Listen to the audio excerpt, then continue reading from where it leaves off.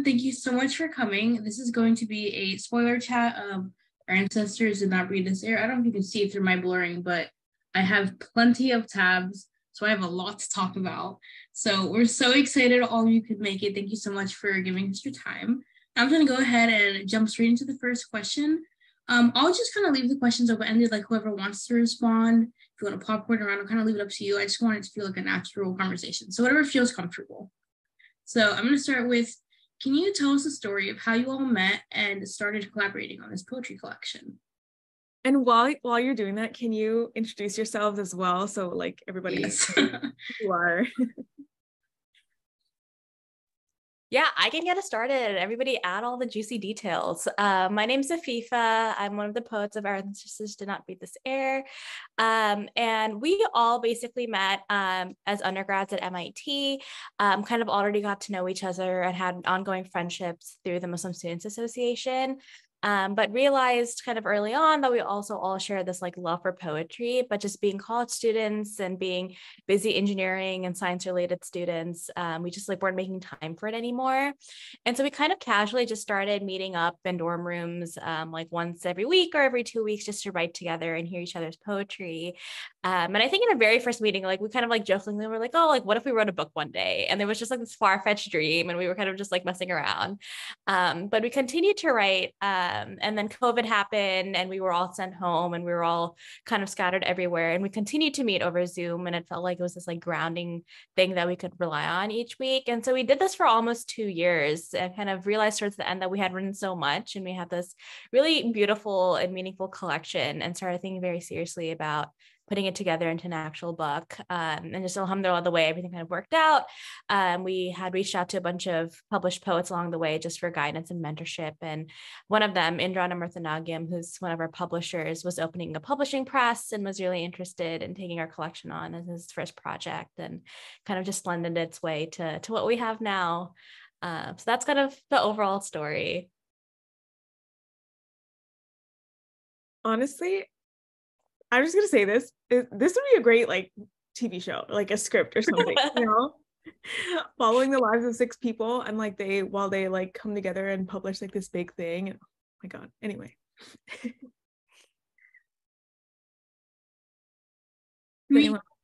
we get like introductions for everyone else before we jump to the next question? Yeah, we always popcorn in our meetings. So I'm gonna popcorn to Mariam. Thanks, Afeefah, for telling that story. Like Aisha said, I think you always tell it really well. I'm Mariam. I am a second-year medical student at Harvard now, and my poetry, I think, kind of really flourished in this group, and I hope to continue writing right now and afterwards. But these lovely ladies really inspired me and pushed me to get going with this book. Outside of that, I also really like cooking and baking. And I will popcorn to Maisha. Hello, I'm Maisha. I'm a second-year PhD student at Yale, and my research is in biomaterials. Also love doing anything creative, like writing fiction, and then I rediscovered poetry in college with all of you. I'll popcorn to Marwa. Hello, everyone. My name is Marwa. I am a second-year student at UC Berkeley, studying computer science. I think for me, I was kind of like roped into this. I had no idea that there was some like talk of publishing. I was like, oh, like, a friend's like, we're all sitting together and writing poetry. Do you want to join? I'm like, yeah, that sounds fun. I was more into like listening to other people's poetry than my own, but why not? And there was a class that a lot of us had taken as well, that kind of mimicked the structure that we were going for. It's I think taught by several MIT professors, but I eventually ended up taking that class taught by Ed. I think, oh, my cat's having fun. I think for me, poetry just allows me to kind of express the thoughts that I'm thinking at the moment. And I have learned a lot of the craft, if there is, even a craft through all of these wonderful women.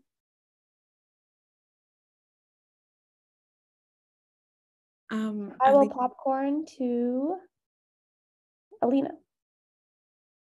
Thank you, Marwa. And just to reiterate, Fief, you spat bars with that response. I think you encompassed everything within like a beautiful, succinct answer. And so pop off. Assalamu alaikum. Hi, my name is Aleena. Unlike these graddy baddies, I am not in grad school right now. And I kind of love that for myself. But no, mashallah, they're so accomplished. Following sort of Marwa's answer, I like when the group first started, it was like we had sort of envisioned a list of prompts and like actually like had a whole list of prompts. And so every week we would like randomly choose a prompt and then write a poem on it. And so in the beginning, I was not part of this group because I was like, I've never really written a poem before. What's poppin'? Like, how do I do this? And so thankfully, like they like were so non-judgmental about it at all, welcome you with open arms. And we're like, this is how we've written it before. Because in MIT, I actually didn't get the chance to take that poetry class because it was like a lottery system and I tried, but it wasn't in the cards.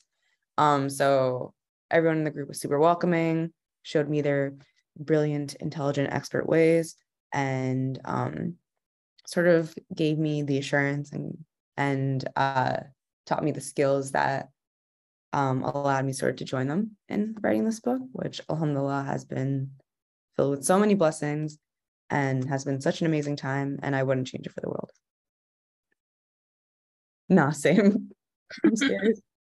For those of you who can't see the chat, everybody's talking about grad school, which, yeah, big same decision for not going to grad school. So good.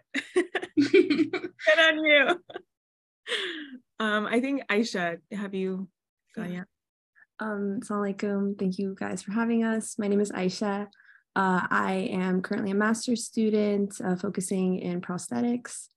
I really enjoyed writing this book with everyone here. I think you guys, everyone's described wonderful aspects of it. I think for me, one thing that I especially loved about writing it was the fact that like we all have different, yes, we're all Muslim women, and yes, we all went to undergrad together at MIT, but we all studied different things. We all have different backgrounds. And so something we really wanted to showcase in our book was our different perspectives and like where we're coming from.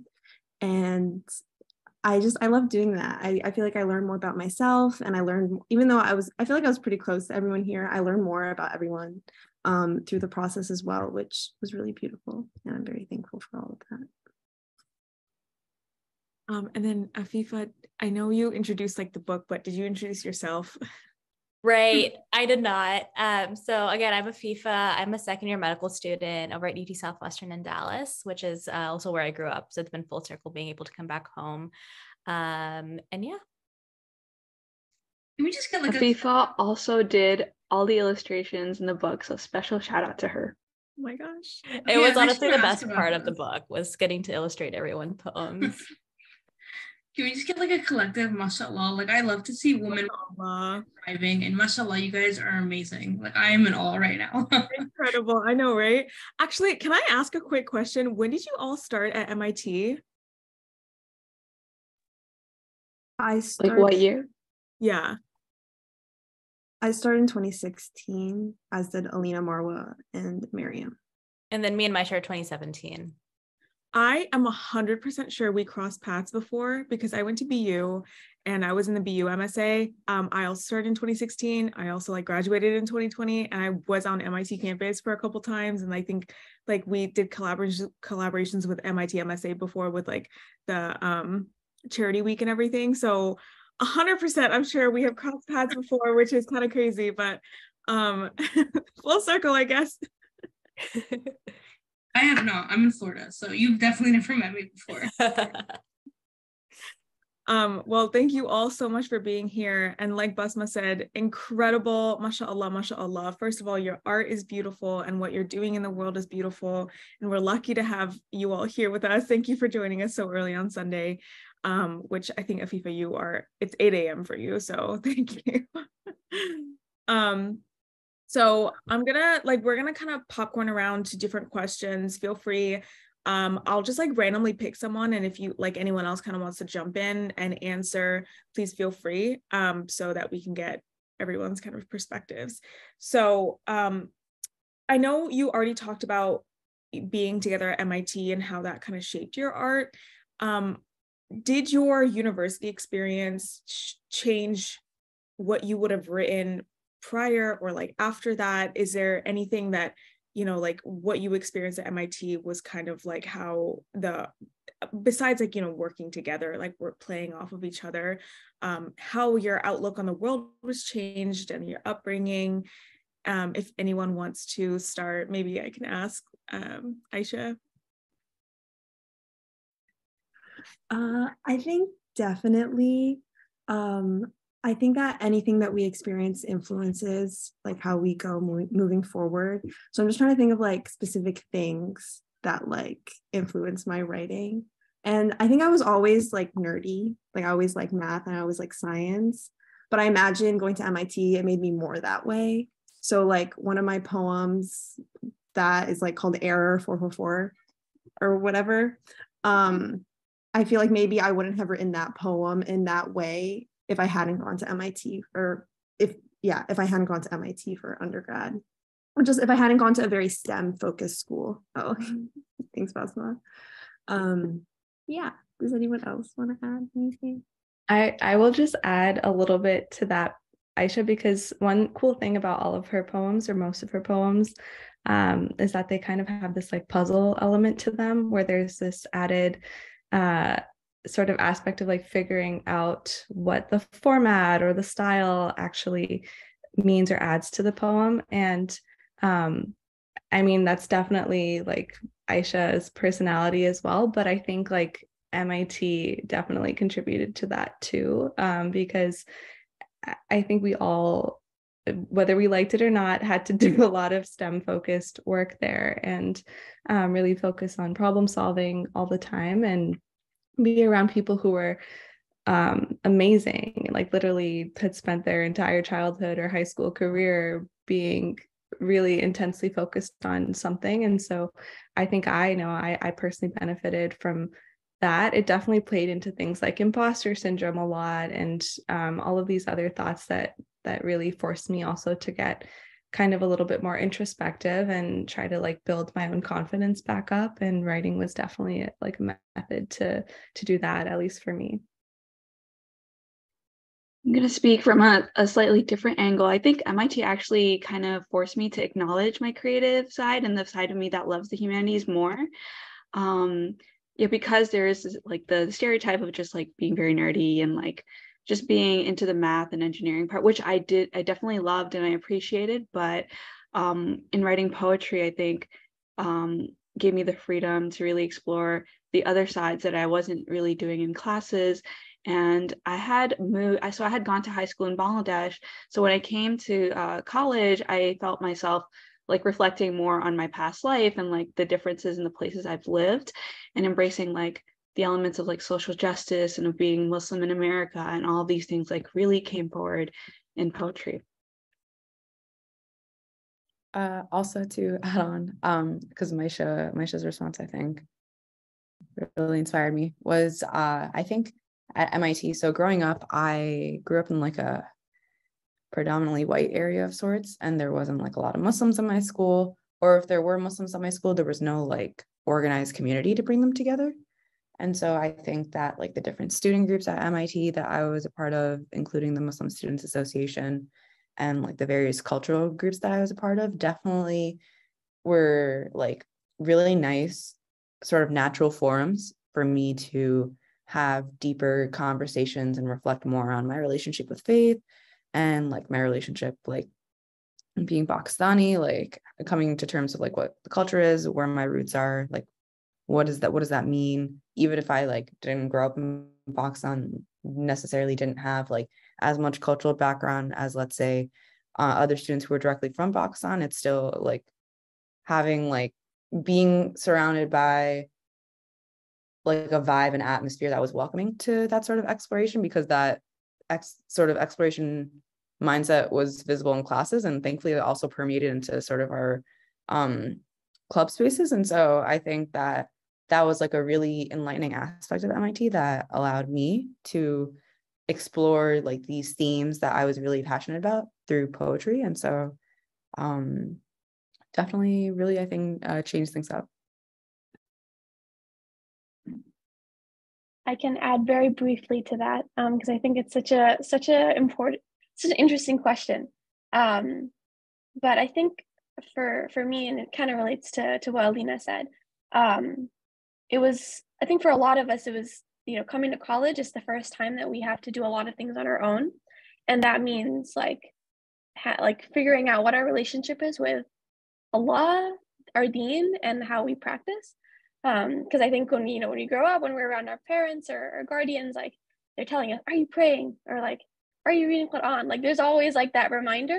But then when you come to college, you're alone, it's your time, like, are you praying? Right. And so for me, like that was something that I thought a lot about. Also, I think even though I think in high school we do have some explaining to do about our religion, I think for me, those conversations happened a lot more in college. So I think for me, my poems would have been a lot different had I written them in high school. I think in undergrad, I was constantly just thinking about, what is my faith? What is my relationship with my faith? Why does, I think the questions of why does XYZ injustice happen? How can my faith explain it or rationalize it, right? Again, like the logicalness in me and in all of us. So I think it just allowed for me to process some of those events and thoughts, and also like how to have conversations about faith with others was an element to that.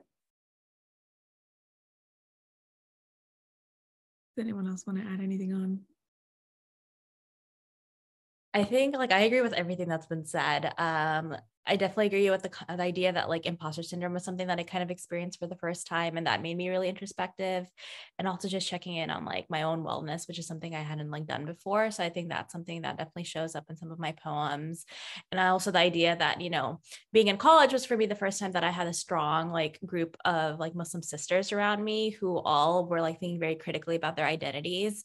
And so like I've written poems for a while, kind of just casually. But if I were to look back at my high school poems, they're about like birds and like the universe, like things around me. And I think like when I started writing with these girls or women, I think like I really switched over, and it was a lot of like reflecting on my identities and the like positives of those identities, but also the like challenges and difficulties I have with those identities. And so that transition, I don't think would have happened if I wasn't where I was. I think college is such a unique time that like really forces you into things that you are so uncomfortable with, including like probably your identity. And I think especially for Muslim students and like people who are children or grandchildren of immigrants, it just becomes so much more hard to reconcile the world from the perspective you probably grown up with, and like still have like such a positive outlook on like kind of the way America treats us. And I think, like just speaking from my own experience of reading this book, like I just connected so much with like finding your identity and also falling in love with it and like being like, yeah, you know what, like it sucks and that's just the truth of it. But at the end of the day, like it's who I am and it's who I get to like claim as myself. And I feel like that was like the main takeaway from the book for me. And it sounds like that's what it was for you all as well, which is so refreshing to hear for, people like us who go to college and feel so alone, especially like I know some of you left home to come to Boston. So yeah, thank you for sharing your stories and doing that journey for us. And definitely, like, I know we talked a little bit, I think Marwa had mentioned it, like that you're expected to answer all these questions about your faith. I think the poem is 6th grade by Afeefah in the book that kind of talks about this. You're just expected to answer all these questions and be like an encyclopedia of knowledge on Islam, even at such a young age, which I think is something we can all relate to. And it's such a burden at such a young age, but such is the way of being Muslim in America, right? I think someone had mentioned this, so I'm going to jump around actually in our question list. Yeah. As a fellow STEM student, I know, like for at least me in engineering, our work doesn't allow for a lot of creativity or artistic outlets. So how was they like doing this instead? What was the difference in like maybe your like STEM work or your schoolwork versus doing this, which is such a different type of work? And maybe you can be a little more vulnerable in this space.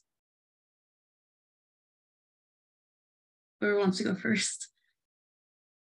I think it was very freeing in many ways. Like PSATs, you have to sit down and really like crunch through them. But writing poetry is very easy in a way that even like writing essays isn't. Like you can just write it straight from the top of your head, and it doesn't have to be perfect, and it can come out in whatever form it's coming out in. And you can always edit it later. And if you don't like it, you don't have to show anyone, and you just can keep writing, and whatever comes out and like you resonate with, you can show that to your friends or like write it in a book like we did. So yeah, I really appreciate like the fluid nature of it.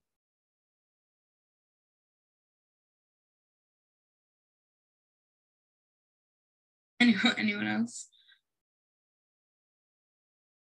Yeah, I just want to say plus one. I think the super cool thing about poetry is there's like no structure and it's free form. And I feel like it's like openly accessible to anyone and everyone, and everybody can bring in their own approaches, which I think is also so evident in the book because we all have such different writing styles and approaches to our poems.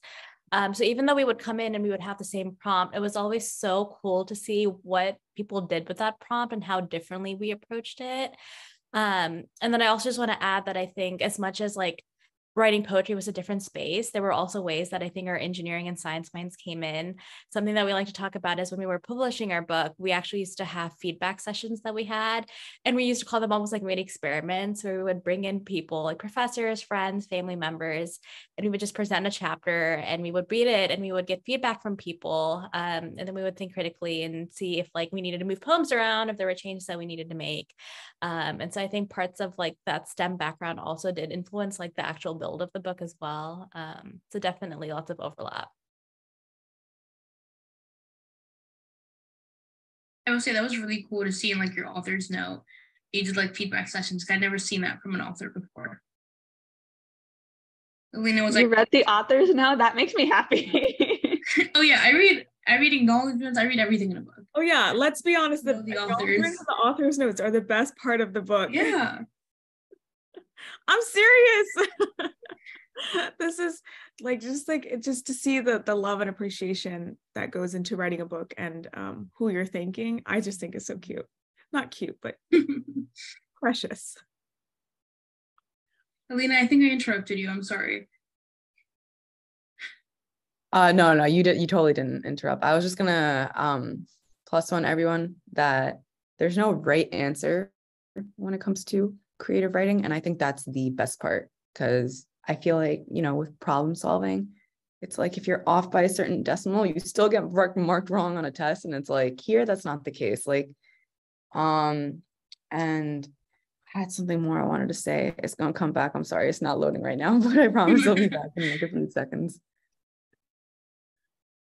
I also wanted to add, like, when we're doing like our work, or when I was doing my work for STEM, it wasn't necessarily like relatable to my life. Like I'm doing like these fluid problems that I don't think I've ever done a fluid problem since then, but it just wasn't relatable but it was something I needed to learn to build my like engineering knowledge, versus for poetry, it was usually something that was like going on or something that was on my mind.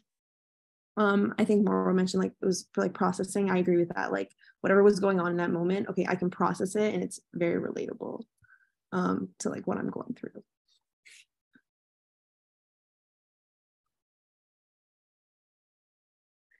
Anyone else want to add anything on?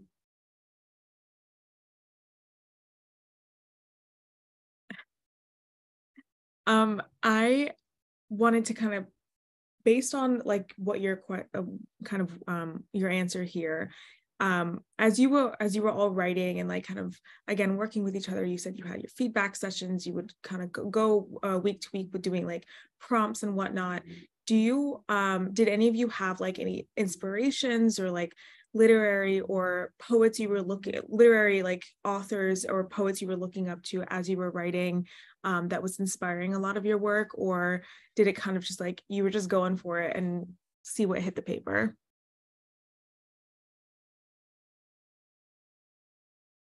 Yeah, for me, kind of as we were starting to write poetry together, I also started discovering other contemporary poets that have, immigrant backgrounds. And so for me, Fatima Asghar, Sophia Hillo are both huge inspirations.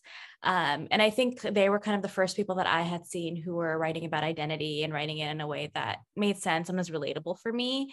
And then the other kind of big influence for me was actually a professor over at Harvard. His name is Musa Yusuf, and he wrote a blurb for a book, which was super cool.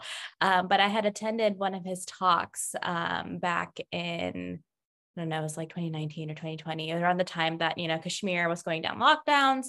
And I had gone to this talk, and I remember him talking about the films he makes about Kashmir and how for him, it's all about talking about one person, one story, and having like one audience person in mind. And so just the idea of writing authentically and genuinely, and not writing because of the end product, but because of the story you want to tell. And that was something that really grounded me, and I think kind of helped me focus on my poetry and writing from the heart. Because I think when you do write, knowing that you're going to share with other people, I think there can be a tendency to just write something that sounds pretty. And so really having to recenter your focus on like, why am I writing this? What is the intention and what is the story I'm trying to tell, is something that was really helpful for me to keep in mind. Yeah, I definitely agree. Fatima Asghar, Sophia Hello, and there's been a lot of really great other poets from immigrant backgrounds that I sort of discovered through this process. But I also just wanted to say, like, I was really inspired by everyone, like here, every week it was really great because we got to just focus on one theme or one topic, but everyone would take it in very different ways, and everyone would write about things in a very interesting, different perspective. And I would get ideas from that process. And I know, like, if you've ever been to an open mic or poetry reading, you'll see people with like little notebooks that are getting inspired as people are reading. And I really felt like I had the blessing of that kind of atmosphere for a full year, even longer, because of how we met and how we kind of worked together. And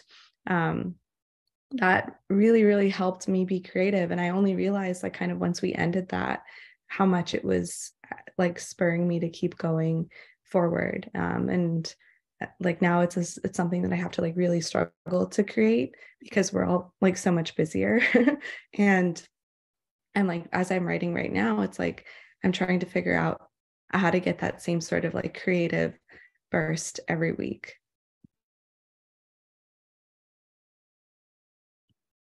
Adding on to what Mariam said about being influenced by the other poets, I definitely agree. I feel like I was influenced by the poets here in this space. And also when we first started like our poetry circles, there were other women in the group as well. I definitely feel like I was also influenced by them and like their poetry and the way that they would write and talk about things. I found her later on, but there's also another poet, Threa Almontezer. And when I read her poetry, I was like, wow, like I really felt, I think it was like maybe a year and a half that we found her when like we were already working on our poetry book, but or maybe 2 years in, and I was just like, wow, I really felt like this is what we were trying to do, and I related a lot to like her poems as well. I'm writing all these recommendations down. I love Safia. She's like Home is Not a Country. Took my breath away. Genuinely such an incredible book. And I'm definitely checking all of these out. So I think I told you guys as you guys were trickling in, I cried reading your book. It's really your own fault for starting it with a section on mothers, because I say this in like every live we do. Anytime there's anything relating to someone's mother in a book, I will be bawling like a baby. Because my mother is like the most important person in my life. And anyway, so the question is, what do you want our readers to take away from your collection, other than their tears?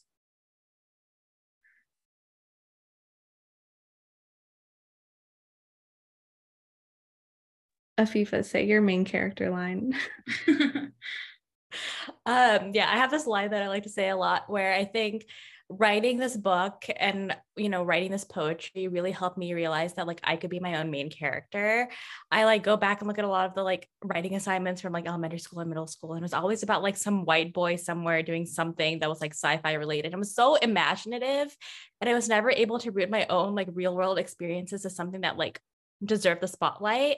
And so really my biggest takeaway is that like regardless of who you are and what your story is, like your story matters and you can be your own main character. And if like people can believe that, I think like my job's done. Like I'm very happy with having put this out in the world. To add on to Afeefah's answer, I think this book was filled with a ton of reflections for us and coming to terms with having a better grasp on what our values are and what we like the various labels and non-labels we assign to ourselves for our identity. And I think that with this book, like I think a message that I hope also gets across is like reflection doesn't need to happen at any certain time. It can just happen whenever is like best for you and you're best prepared to do it. And it's not like a expected process where it's like, this is what I need to reflect on today. This is the outcome. It's sort of like this natural phenomenon that if you like dedicate some time to, or even if it's like, like you just give yourself permission to just try the process in any form, like that's okay. And like, it's super rewarding and can just tell you a lot about yourself and to sort of welcome that journey of self-exploration one way or another. So a little bit after the book came out, I was talking to one of my writing professors at MIT, because I had minored in writing and I had taken a couple of classes with her. And I was telling her that I'd never imagined that I'd come to this point where I have an engineering degree and like we published a book, because I never thought the creative side and like the mathy engineering side of me could coexist. And it was like strongly discouraged in like the different spaces I had grown up in. And she said something that I will always remember. And she said something like, you are a better artist because of your science and you're a better scientist because of your art. And I hope readers can also take that away from our book. Oh, I love that. I'm writing that down.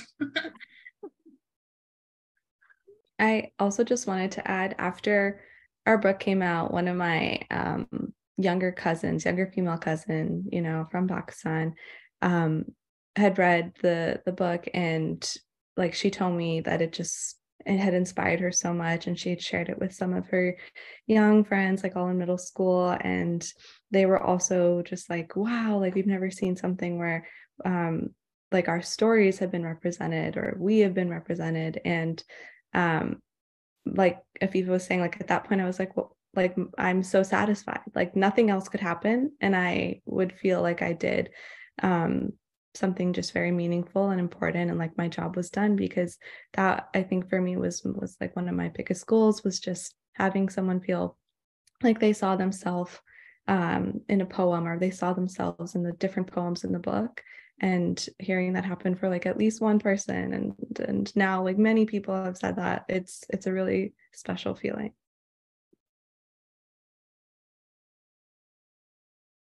It really is a little bit about representation. It really is so important. I'll talk about it from like a consumer aspect, right?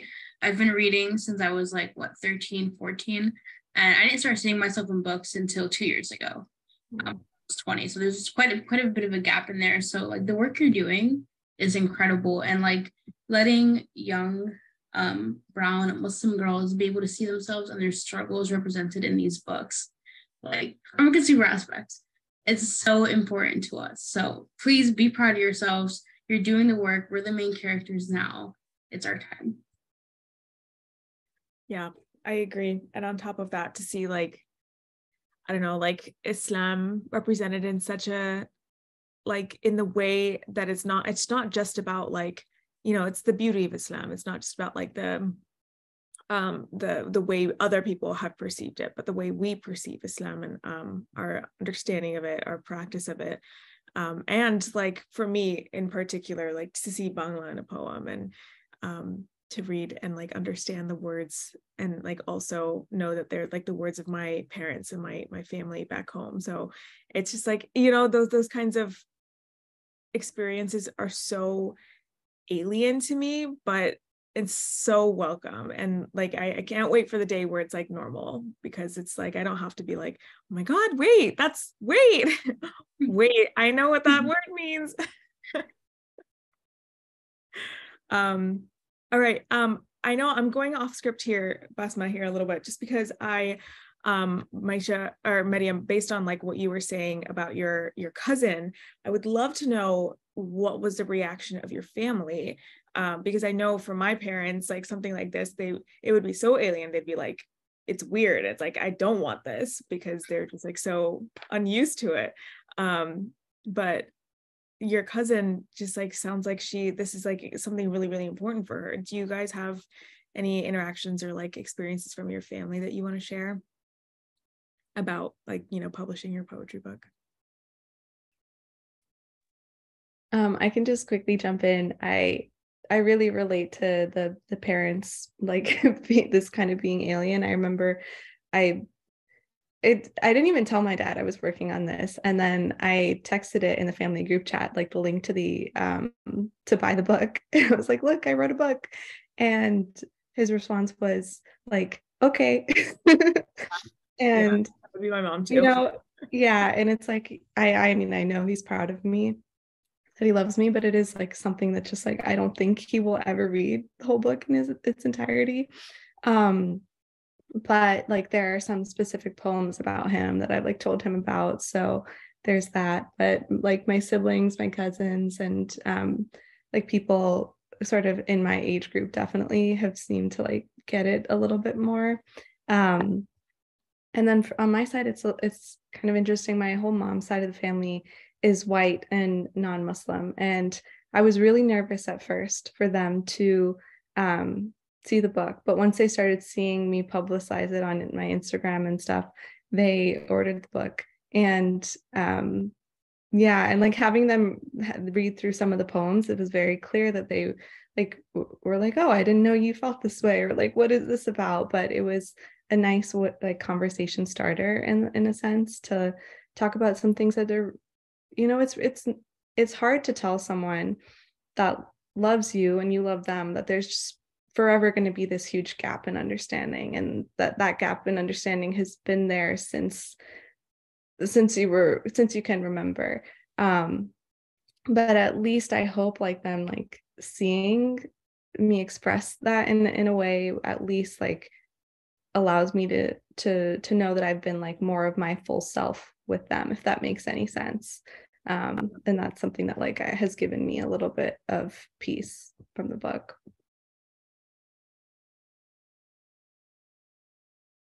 I love that. Does anyone else want to share? Yeah, I think for me, the really cool thing's been able to like take copies back to India where my grandparents still live, and kind of having dialogue around them. And like something I discovered recently was that my great grandfather on my dad's side had a poetry like journal or a book that he used to write a lot of poems in. And unfortunately, over time, that book got lost, so we don't know where all the poems are anymore. But I'm on a mission to like figure out where they might be and like hunt them down. And they're all written in Urdu. And so being able to like find these like ancestral connections to poetry that I didn't know I had has been really cool.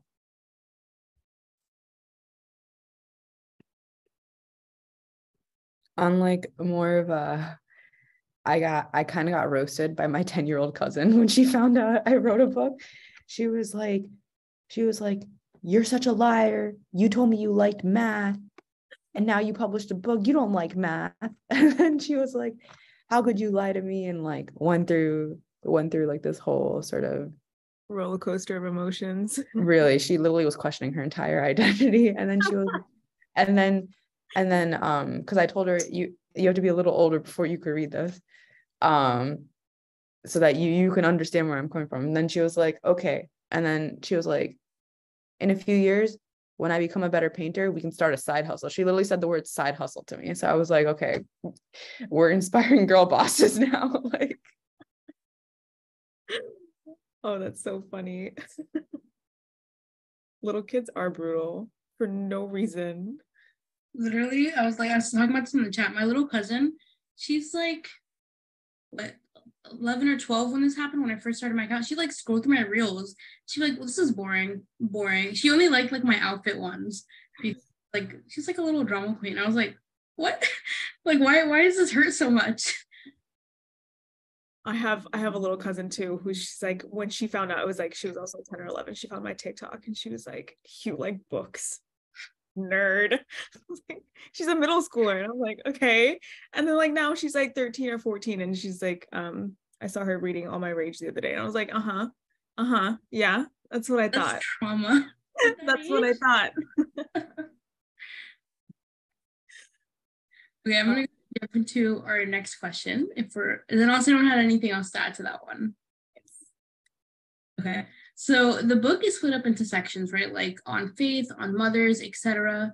Was that the plan from the beginning, or as the poems were written, you felt like they started categorizing themselves to where you could section them off like this? It was sort of the plan from the beginning. I think like we wanted to showcase like our different perspectives, and we were like, okay, we wanted prompts to help us write.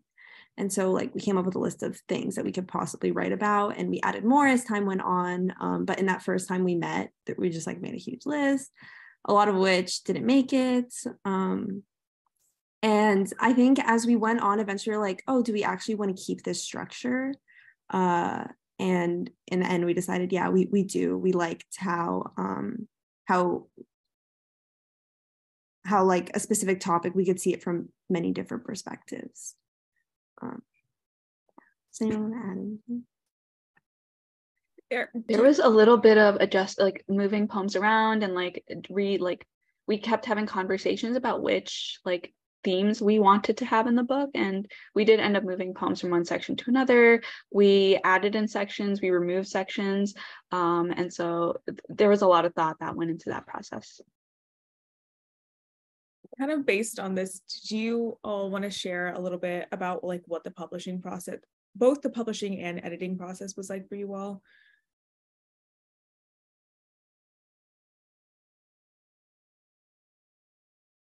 Yeah, I think it was sorry, all three of us unmuted at the same time.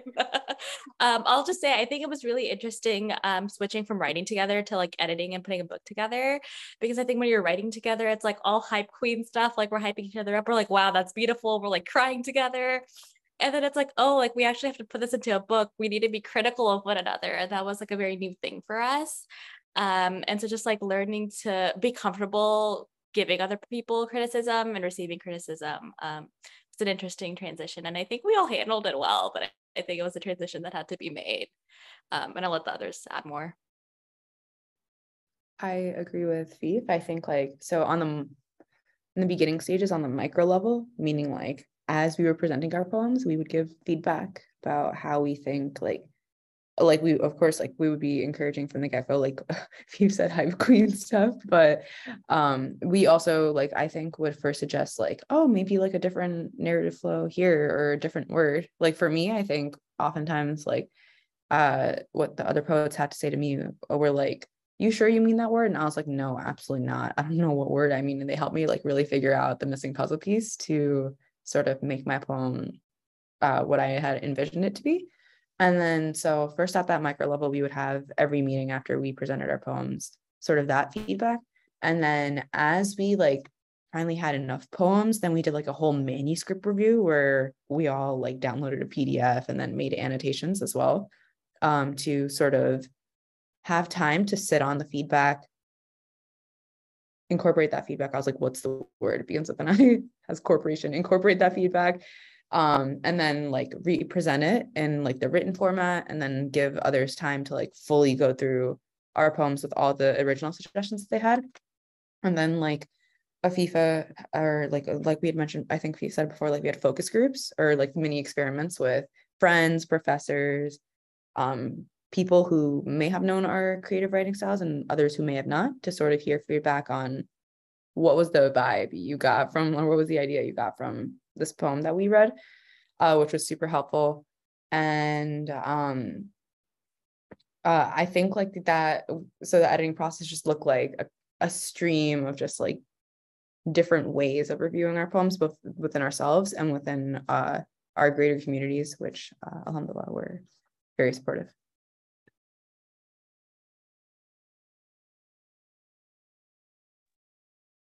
Is there anything to add?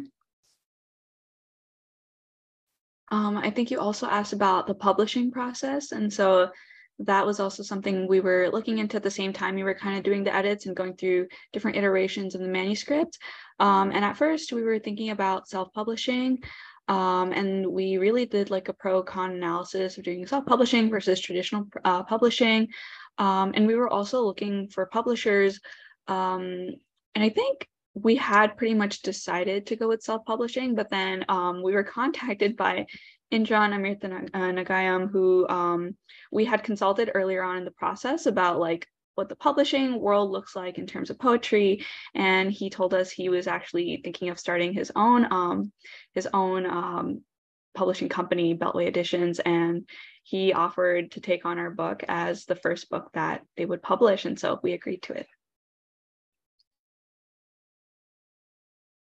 I think one of the things that Basma and I, what we do like on Instagram and content creating, I think, I don't want to speak for you, Basma, but like one of the things I've noticed or realized is like how much actually work goes after writing a book. Like every author we've spoken to, every like publisher, every person in the publishing industry, like the unsung heroes are like the editors and the people who are editing their work. Like there's so much like the writing. I feel like it's almost as if like writing the story is the easiest part, because like that's the part that's it's a part of you. And I don't know if a lot of authors would agree with that actually. Anyway, many people are like, what do you mean? Books are writing is the worst part.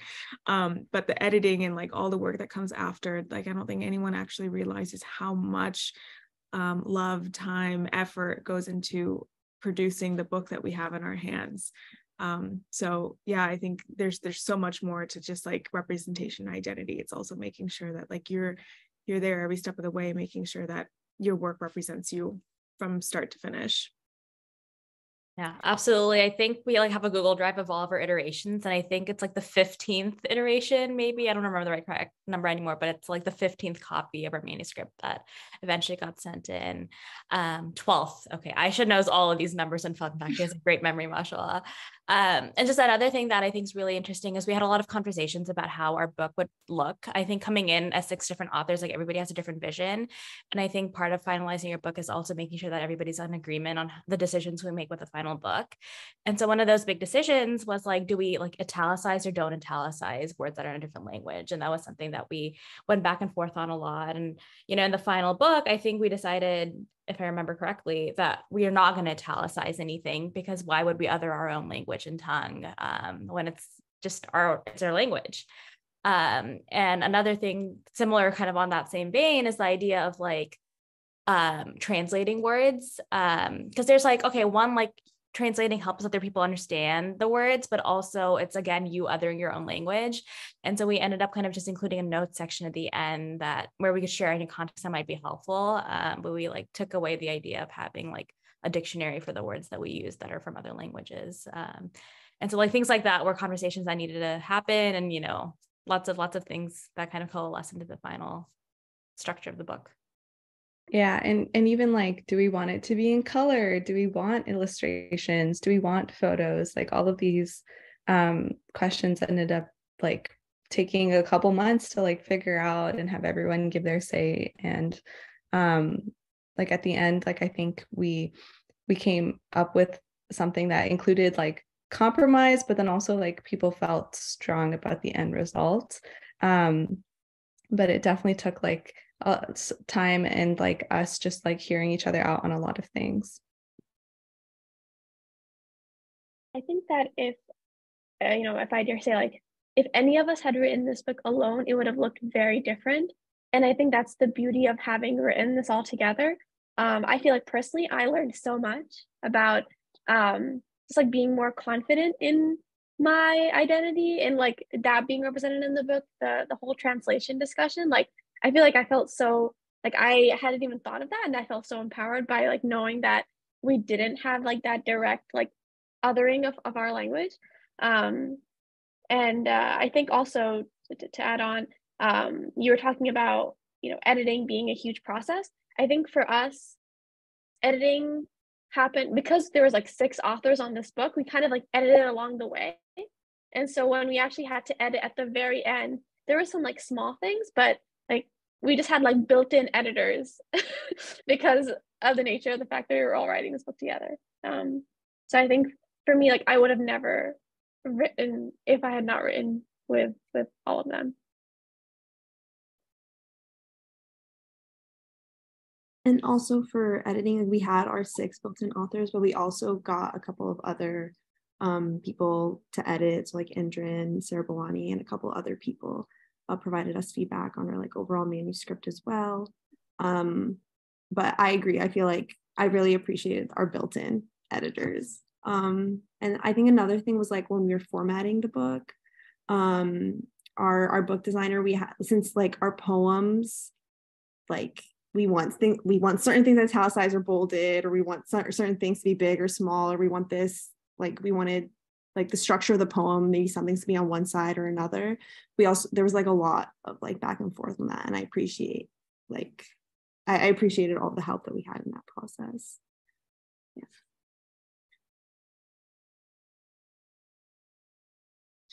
I would say, like, in terms of like marketing and like the way you set up the book, one of the most eye-catching things for me about this book is your title. Like, I remember when your email came in, like, not to toot my own horse, but I get a lot of book requests in my emails and my DMs. But this title caught my eye, and like without even reading the content of the book, I already knew this book was going to mean something to me. Just like I did not read this air. So shout out to that. And I loved your discussion on italics of the like art language, because we actually had this conversation multiple times with other authors, specifically Hafsa Faisal, author of Beyond the Flame. And my perspective on that, and I'll share it here, is if we're italicizing or translating our own words, who are we writing this book for? Who's our main audience? Suddenly it becomes for the people who aren't actually part of this culture, and I'm not the targeted audience of the book that's supposed to represent me. So shout out, love the energy. We should other ourselves. I do have one last question before we start wrapping up. So I know I have my favorites. I'm sure Azanta does too. Do you guys have a favorite poem or line in the book? Like something that just can't leave you? Like it's going to stay with you for a bit. It can be yours. This is such a tough question because I have so many favorites, and I have favorites in every chapter, and I have favorites for each and every one of you. But share as many as you want. One poem I have actually been thinking about a lot recently is Afeefah's Found poem, and the way that it's in the shape of a house, and like the content of the poem too is just so nostalgic and thinking of like family and good memories. It's a really good one.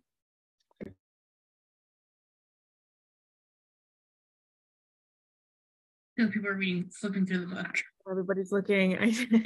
I'm going through my tabs.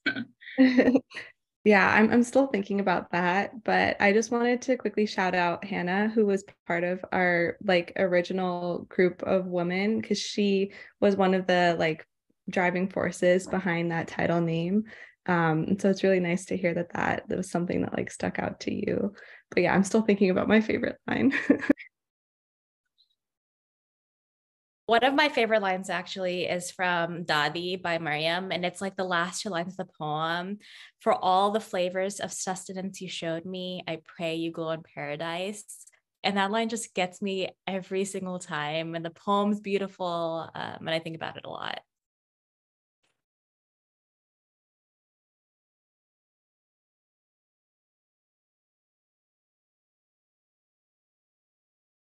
On the same vein of like mothers and grandmothers, I really love Afeefah's Parachute poem, which is the first poem in the book.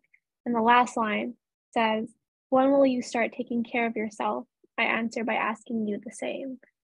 That also, like the way in which that poem ended, I was a huge advocate during the editing process of that being the last line. One of my favorites. When I tell you, I took a picture of that line to send to my mother, because I made her have that argument on the daily. She's like, "Hear yourself," and I was like, "Who are you talking to? Look in the mirror." I'm trying to find my favorite lines. Aleena, Ayse, Afeefah, Mariam, do you want to share? Right, Afeefah, I think you shared yours. I'm still searching. For me, this is like finding the favorite line is really hard, but of course I have a list. And so when I think about Maisha's like welcome home poem, one of the things that like really spoke to me was one of her lines. She said, "I have only known a world where I am not welcome." And I was like, ooh, I was like, you delivered with that line.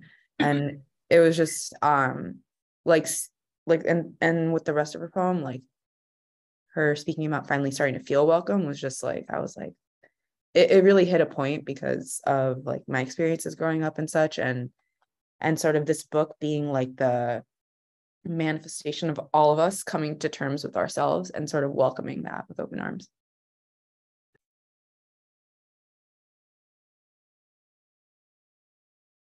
Hard hitting. I have a few. It's hard to choose. I think in I Swear You Were Here by Mariam, the line, "Nothing these hands can do seem to have any meaning unless they're next to you." I think about that line a lot. And I think about that poem overall a lot. And also Maisha's 22 years, that last line, "It's all gone by so terribly fast." There's several different lines stick in my head, but those are just two. Good choices all around.